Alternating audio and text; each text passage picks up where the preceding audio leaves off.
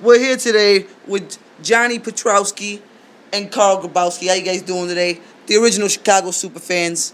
We're doing pretty good. How are you today? I'm doing all right. I'm a little upset after that terrible loss to the Cowardly Lions. What do you guys think happened there? Understandable. It's understandable. I personally feel like Doug Flutie did after the USFL folded in the 80s. Well, that sounds pretty bad, and I feel pretty bad myself. I think that the Bears left it on the field. A couple of key mistakes, and we're sitting here drinking our beer, kind of holding our heads down. What do you say? After we scored the first field goal, I really felt like we were going to really just kind of play like tortoise in the hare and pull away at the end, and then we'd end up winning 52-6. There seemed to be something weird that happened. It was almost as if Cecil Fielder farted and something changed in the air in Detroit. And all of a sudden, there were interceptions thrown. There were passes made to the bush, the slippery. Oh, that bush. There were two bushes. There was a clean-shaven bush that didn't get a chance to go in the game.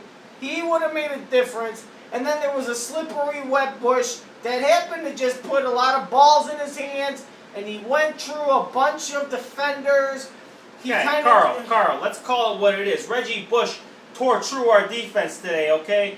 You know, Kanye, he said that Kim Kardashian pussy is magic, and it showed here because Reggie Bush was a freaking magician on the field today. He went through the tackles, he was going through the linebackers, we couldn't stop him. He almost got 200 freaking yards. But besides that, you know, the defensive line couldn't put any pressure on Stafford. Brandon Marshall, we needed more out of him. Matt Forte was the usual freaking phenom, awesome Matt Forte. And you know who I really thought stepped up today? Robbie Gould. I think Alshon Jeffries stepped up and showing he was a freaking man and no longer a rookie. He is our second wide receiver, and we love him for that. Thank you, Alshon. Appreciate it. Good answer. Good answer. So my next question is, what about that second half comeback, man? What do you guys think? Was it really like the offensive line? Was it the fact that we couldn't really get click until the fourth quarter? What was it that, or was it the, like you said, was it Bush? What was it that really, I'm gonna field this one first, Carl, if you don't mind. Yeah, go ahead. All right. Well, you know what? I think it really was the battle of the turnovers, not the Bush, that really was the factor here. I think that Jay Cutler, he threw a couple balls that were no good. And the second half for us was all about, coming back. We got to throw it down the field. We had a good couple fumbles. Shea McClellan and Julius Peppers got in there and really turned it around. But it was the turnovers that really killed us in the end. Well, how about that fourth quarter though? Wasn't that one hell of a comeback? We were right there to only end up losing by 8. What if only we could have clicked like that throughout the whole game? I think we would have ended up killing them. Absolutely. Well, at that point we were, only one way to go up. It's okay though. Hey, 16 and 0. It's all right. We'll take 15 and 1 for the season. You know what I mean? We'll take 15 and 1. 15 and 1 sounds really great, and it all depends on the coaching staff and the quarterbacks coach and Jay Cutler. Because the main thing that I was very disappointed in is not the fact that Jay Cutler threw interceptions. I was extremely disappointed in the fact that when he threw a touchdown, he did not get rewarded. That's true. Okay?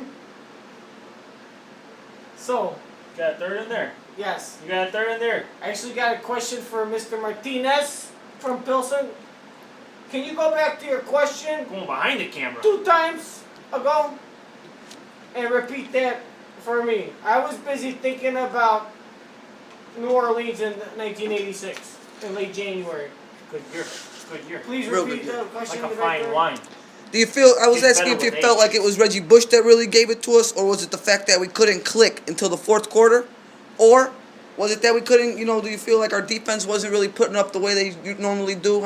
What's going on Listen, everyone knows that Reggie Bush's nickname when he's in Manhattan is Butterfingers.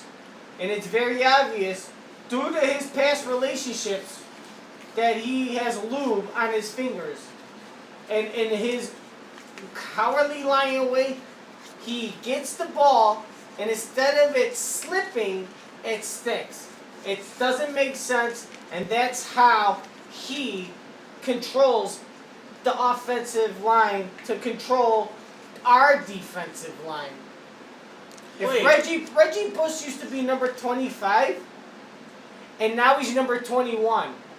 Mr. Bush, Mr. Afro Bush, did your jersey number go down 4 digits to match your IQ?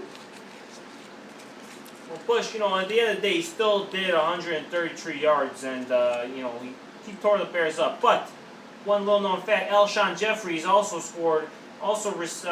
went for 103 yards with 5 catches and a touchdown. So looking at the positives, Alshon really stepped up. Forte stepped up. Also, the whole lazy Susan and Dominican Sue thing. For most of the part, Kyle Long really kept him at bay. He had maybe 1 sack, which was a difference maker, but he still is a dirty Susan. Can we agree on that much? Seems like Susan knows someone in the district of attorney's office. You got lucky, Sue. Well, So, anyways. I got a question for Jimmy. Okay.